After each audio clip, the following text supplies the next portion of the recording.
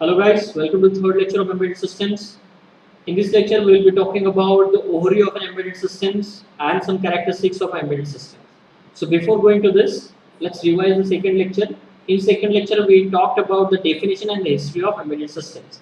So out of this device, we derived our definitions, and our definition says it is a combination of hardware and a software designed for a specific purpose or purposes. It can be an independent system or it is a part of a larger electrical or mechanical system, right?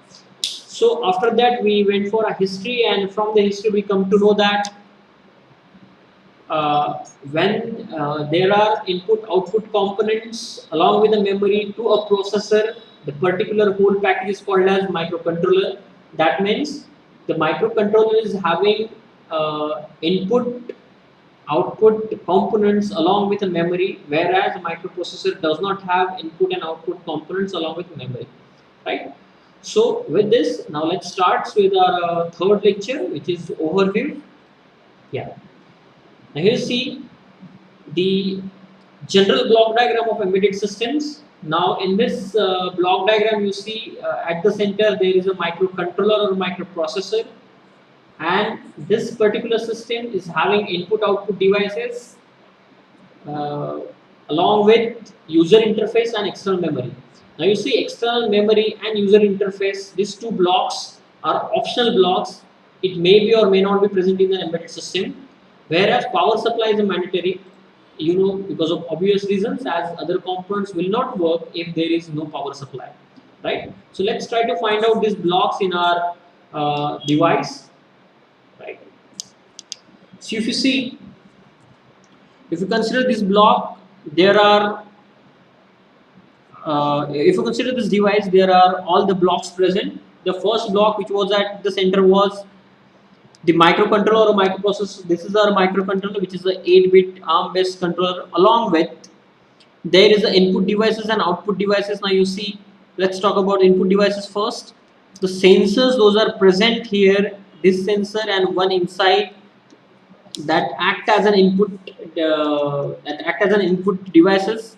Along with this button also acts as an input device, whereas the screen along with the speaker, these two act as an output device.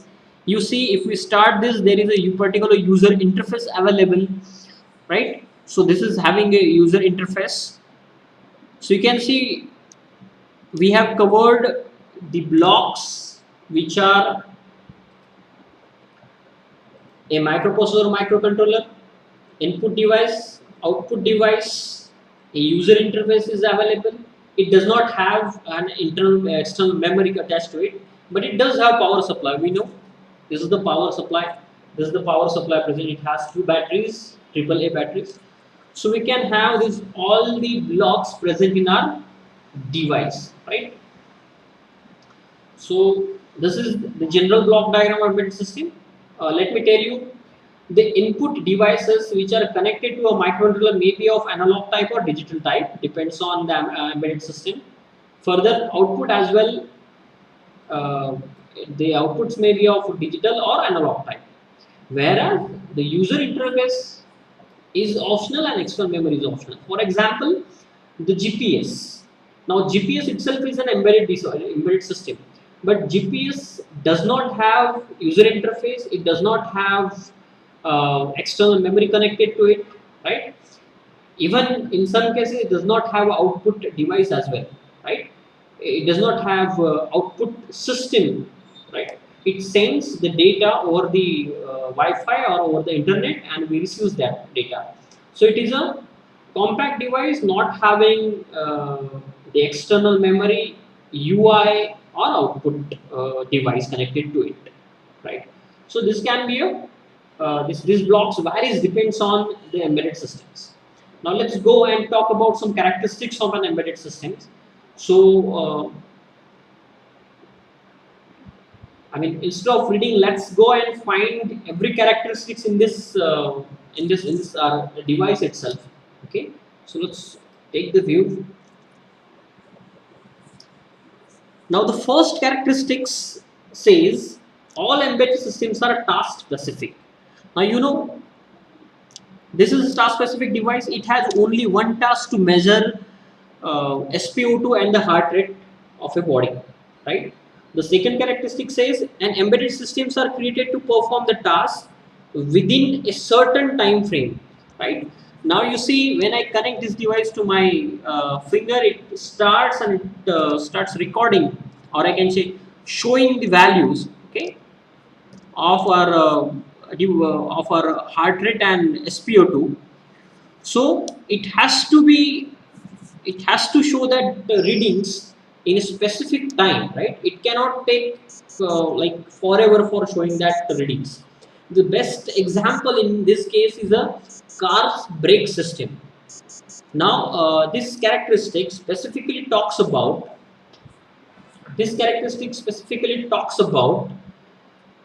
the real-time systems, right?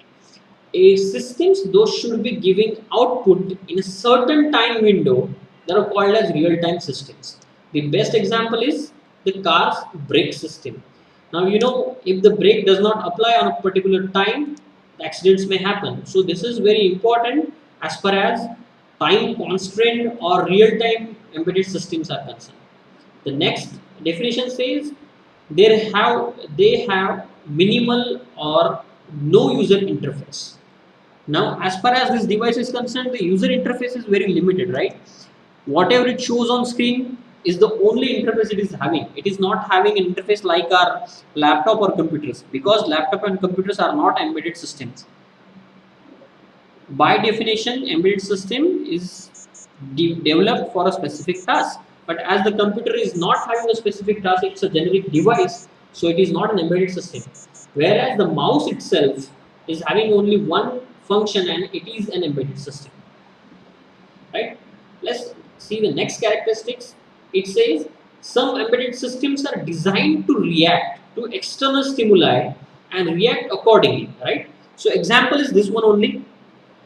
The system is developed to react to an external stimuli. If we don't put our finger inside the device and start the button, this device does not react or does not show any output. When we wear this device, then only it starts. So it needs an stimuli or external input to give us the output. Next is the embedded systems are built to achieve certain efficiency levels.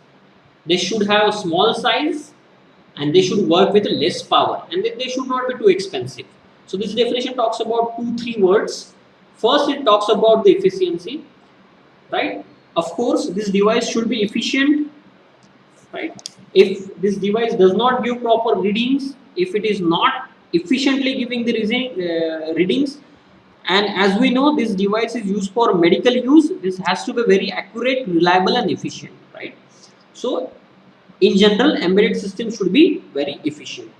They should be of small size. Of course, you see the size of this device is not more than my credit card. Further, it should be using a less power. This device should run for a long time on these two small batteries, AAA batteries, right? So this should have long life on two batteries, and that's why it should consume less power. Further, it is not costing too much. It is of 3,000 rupees only, so it is not too expensive, right?